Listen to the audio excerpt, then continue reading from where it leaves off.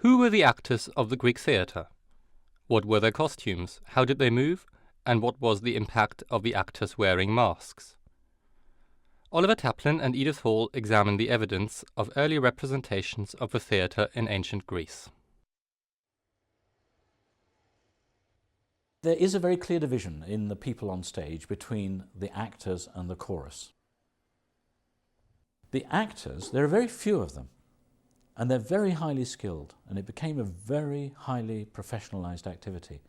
Back in the days of Persians, it looks as if there were only 2 actors for each set of tragedies. Took all the parts between them, so that means that they might be acting a young woman one moment and an old man the next moment. They would change their masks. They may have slightly changed their costumes. Obviously they changed their body language. They may have changed their voice. But only 2 and then 3. Within Aeschylus's lifetime it became 3, but it stuck at 3. Occasionally it looks as if maybe a 4th person could take on a very small role. But it sticks at 3 actors. Why does it stick at 3 actors? I think there are 2 ways of coming at that. One is that it was a highly specialized profession, and only very few were regarded as having the presence and above all the voice to be actors in a theatre of this size and performances of this importance. But at the same time, actually, they're wearing masks, remember, and they are a long way away from the people at the back of the audience. And if you try acting in a very large acting area, you will find that once you've got more than 3 people speaking, it is very difficult to know who's speaking. Persians was performed by only 2 actual speaking actors plus the chorus. And it's very interesting to see Aeschylus writing particular roles for particular kind of skills that he expected from the actors. The messenger, for example, has some of the longest speeches in Greek tragedy and had to be able to sustain an extremely long and detailed story without losing the plot, as it were, and without a lot of significant action. On the other hand, the roles of the Queen of Persia and of Xerxes require a considerable amount of effort in terms of impersonating either a woman or a king who never does anything but sing. The whole role of Xerxes is written in lyric meters, which show that it was actually sung more like an operatic role. We don't know as much about the acting profession in these early days as we'd like, but it is pretty likely that certain actors became famous for certain kinds of acting. Certain actors became famous as singers. Other actors maybe became famous for playing women's parts, but there's no doubt when you divide the parts up in the plays, actors had to be prepared to play both male and female, and probably had to be prepared to play both old and young. The chorus were not professionals. They were actually ordinary Athenian citizens, probably very young men. It seems to have been a bit equivalent to doing military service, was actually performing in big choruses in the city. Athens was a city alive with song and dance. There were literally dozens of occasions on which men had to gather in big groups and sing and dance together. They were very proud of this, and it required a lot of discipline.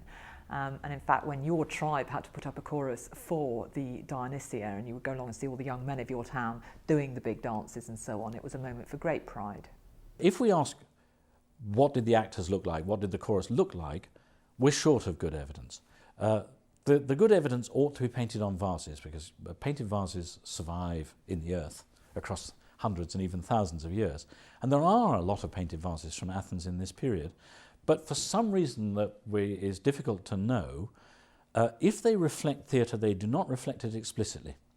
But there is one which clearly does show a chorus, or part of a chorus rather, in performance. It's pretty early, it's probably even earlier than Persians. It may date from as early as 490, but it has 6 men, all costumed as soldiers, as young soldiers, all with exactly the same face, exactly the same hair, which, even though you can't see it's a mask, is very suggestive of a mask. They all have their mouths open, they're all clearly singing, and they're dancing. And they're dancing in unison, in front of what is probably a tomb, and it's got offerings on it, and there's a figure behind it. Now, the important thing about this vase is the way it gives us some idea of costume and choreography. If we want to get some idea of what actors look like and what actors look like in relation to a chorus, there's one vase unique. It's known as the Pronomos vase. And it was painted in Athens, but somehow, for some reason, was exported to a Greek city in South Italy, and painted around 400 or perhaps 420, 410. So we're talking 50 years later than Persians. But what's interesting about it is clearly the celebration of a victorious tragic team. It has Dionysus on it as the god, as the patron god, but it also has the three actors with their costumes, with their masks, and a whole chorus holding their masks and with their costumes, and uniquely, it has their real names painted on the vase by them. So at least by nearly all of them. So it actually identifies the individual chorus members not by their role in the play, but by their name as citizens, while the actors don't have names by them. So the vase was clearly to celebrate the team achievement rather than the actors. But it does celebrate the instrumentalist. In fact, he's in a pretty central position, seated beneath Dionysus, and his name is Pronomos. He was a very famous player of the aulos, and on this vase you can see actually what an aulos looks like. It is a double pipe with two reeds. And this was the instrument that accompanied tragic choruses and tragic singing. It's an instrument that clearly had a really strong, piercing sound that could be heard throughout this large auditorium area. And also, the playwright is there with his name. He's called Demetrius, and he's sitting on a stool with his roll of papyrus, his script in his hand, looking a little bit disconsolate actually. He's slightly sidelined, I think, by the aulos player, but he is there. The costumes of Greek tragedy were probably not as differentiated as we think of the costumes in modern drama being. There are regal costumes, there are humble people's costumes, there are slaves' costumes. Obviously there's some differentiation of male and female. But actually, as far as we can judge from the art record, the biggest single differentiation of costume is between Greeks and barbarians. For barbarians and Persians in particular, we got quite a lot of evidence of how they were costumed or how people thought of them as costumed, because there are quite a lot of vase paintings and other artworks showing barbarians. For the purposes of this play, there's one particularly interesting one, which is an Athenian pot from the mid-century, so not long after Persians, which was found at Corinth and is unfortunately broken into fragments. But the fragments are quite interesting. You can see quite a lot from them.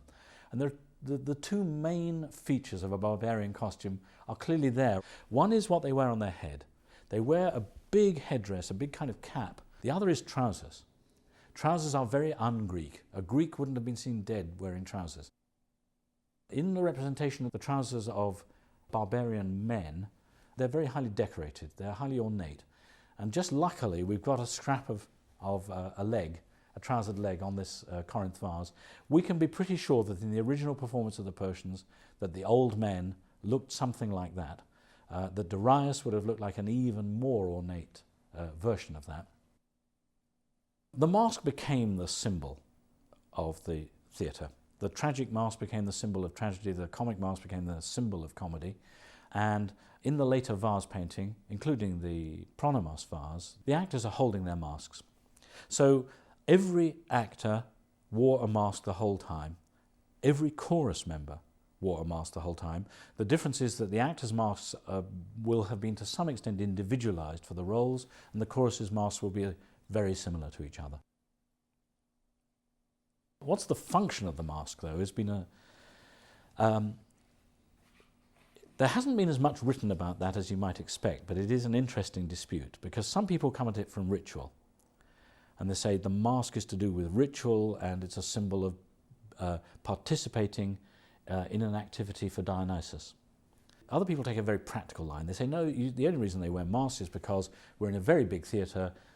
There's no room for minute facial expression. There's no room for the kind of psychological nuance of the face that we're used to. Therefore, they wear masks to be properly visible.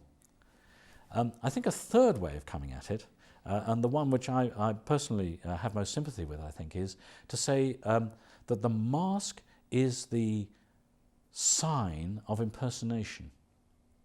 That actually, when you impersonate, we're so used to it. We're used to people, we're used to children acting in plays, but you're actually doing something rather strange. You're saying, here am I, a young male Athenian citizen, and I'm going to impersonate being an old woman. or I'm going to impersonate being a god. That seems to me quite dangerous. I'm going to impersonate being a dead Persian king, or I'm going to impersonate being a foreigner. I'm going to, even in this particular play, going to impersonate people who we had a deadly battle with within the last 10 years. Seems to me that to do that needed, if you like, some kind of barrier, barrier between the person and the role. And the way they handled that was by putting on the mask. So when you've got the mask on, you have the license to be something quite different from your real self. And when you take the mask off, you return to being your real self. As an actor, the great advantage of the mask is that you can be old and ugly and still play beautiful young people, and there's actually a lot of discussion of that and a lot of comment on that. Provided you had the skills to impersonate them, you could carry on acting till you were 70 or more, and people did. Secondly, actually delivering the kind of loud speeches and songs that were required in the ancient open-air theatre probably required a lot of facial distortion. It was extremely hard work. We've all seen opera singers with their features quite contorted. The mask allowed you to do that freely and concentrate simply on the acoustic effect that you were making. The other great advantage of the mask for an actor is that it can be very scary. There's something very sinister about a painted artifact that covers your features but animated from inside by a vital human force. And I think Greek theatre managed to combine some of the scariness of puppets or automata with the real physical, full-on, actorly charisma that you get with knowing there's a famous actor up there. Any kind of intimate acting, especially any kind of acting that's filmed, tends to use the face. Masked acting uses the whole body, the language of the whole body much more, and clearly the Greek theatre was a theatre of body language, not a theatre of facial language.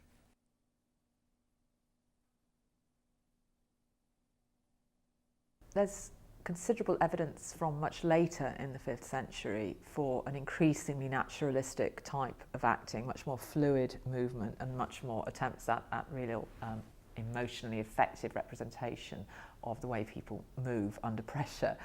As early as Persians, I think that the acting was much more formal, and I think that such gestures as there were probably much bigger and possibly much slower. Persians is something of an exception, however. Although it's the earliest Greek tragedy, the text actually tells us about several gestures and things that went on in the course of the play. One is all the ritual gestures of mourning. The chorus do a lot of breast beating and beard plucking, and they even rend their clothes in their despair. And secondly, there's a curious word which means something like softly stepping, which they constantly use of themselves. Somehow or other, they impersonated the gait of people wearing softer footwear than the Greeks were used to. The Greeks tended to wear leather sandals. They had some kind of soft slippers on, and they did some rather strange walking. My own subjective feeling, having read this text for several years, is that it was an exotic fantasy. It was an Athenian's imaginative reconstruction of what went on in an Eastern court.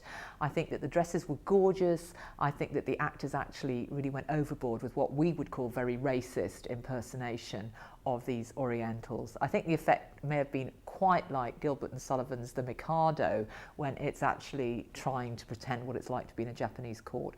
Probably had more to do with fantasy than with fact.